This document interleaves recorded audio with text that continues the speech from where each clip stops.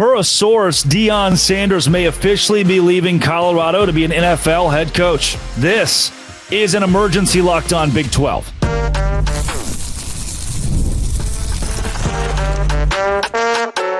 You are Locked On Big 12, your daily podcast on the Big 12 Conference. Part of the Locked On Podcast Network, your team every day. Happy Saturday, everybody. Welcome into Locked On Big 12. I'm Drake Toll from America's #1 Big 12 podcast, Locked On Big 12. Thank you for making this show your first listen every single day. And if you hit subscribe, I do get to keep my job. Deion Sanders, it is being reported from sources, has serious interest in the Raiders head coaching job to move to the NFL. This, per the Las Vegas Review-Journal. What it says, Colorado football coach Deion Sanders has his eyes on the job and has a very strong interest, a source said. The person indicated that NFL-connected associates of Sanders reached out to the Raiders to express Sanders' interest in the opening. The Raiders have begun to interview candidates to replace Antonio Pierce, who went 4-13 in his first full season. So they've already had multiple interviews with other coaches. There's the possibility that Pete Carroll or Robert Saleh come in and coach the Raiders moving forward. But now Deion Sanders is into the idea of coaching in the NFL. He told the media a couple of days ago that the interest he has in the National Football League is interest in coaching his sons. Deion has always been a father first. And what a lot of us will have to do, I'll say this, what will likely be in that contract is, hey, if I come be your head coach, you draft my son. You draft my sons. I want to coach them at the NFL level. Shedeur Sanders is the future of the Raiders organization if Deion comes. That's a package deal. He demands you draft him no matter what, before the combine, before the big workouts. You're going to take him, and then I'll leave. What we all have to decide from here, and you internally, you got to look at this. Are you a Deion Sanders fan, or are you a Colorado football fan?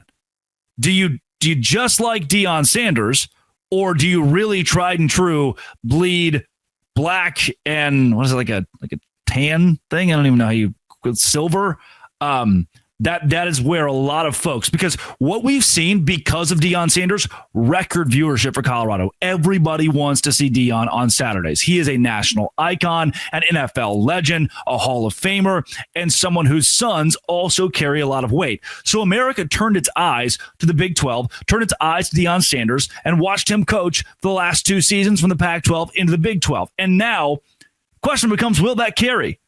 Will people still root for Colorado on a national scale the way they are right now without Deion Sanders? No, that many of them are here for the Deion show. And will that fan base, ask yourself this, will that fan base want him to leave Colorado for the NFL? Is it a better opportunity? I mean, for some guys, yeah. But I think what we've learned over time, Nick Saban can tell you this, the grass isn't always greener in the National Football League. It's not better to just jump ship, leave and say, smell you guys later, I'm going to pro football from the college ranks. That's tough. Would Deion be a solid NFL coach?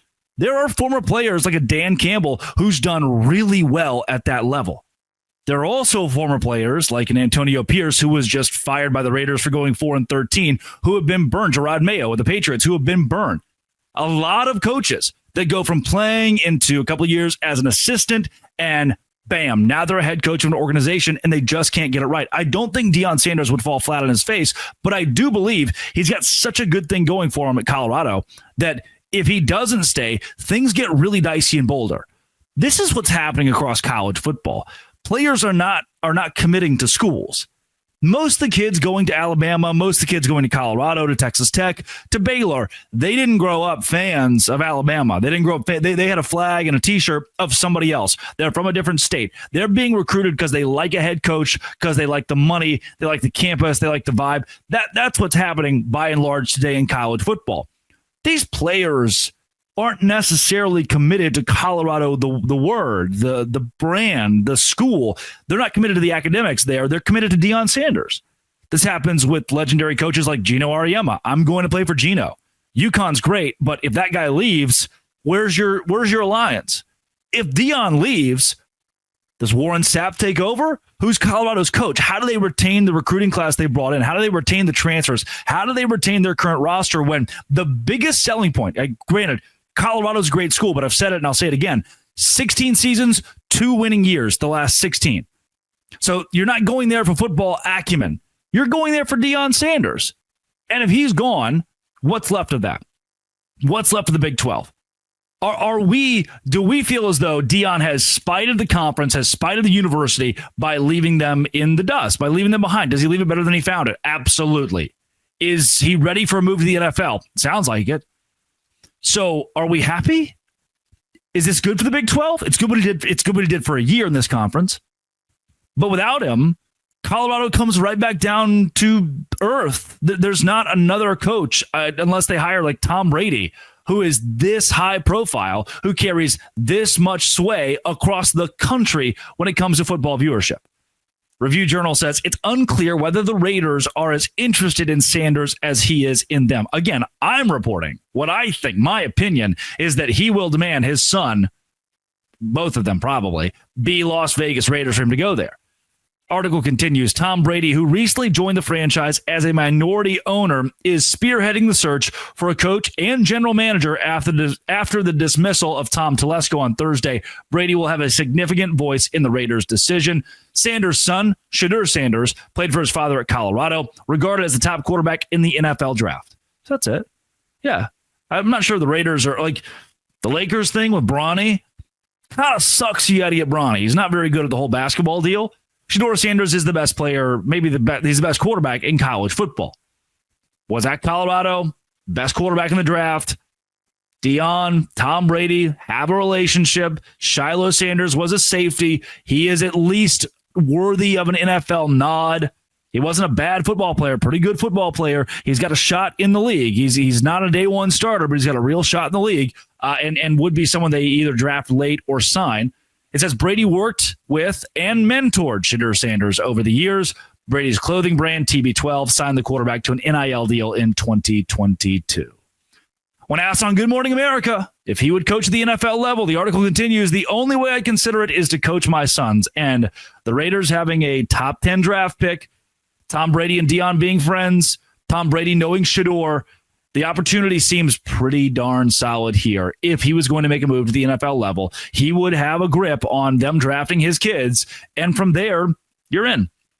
I do think ultimately Deion would succeed.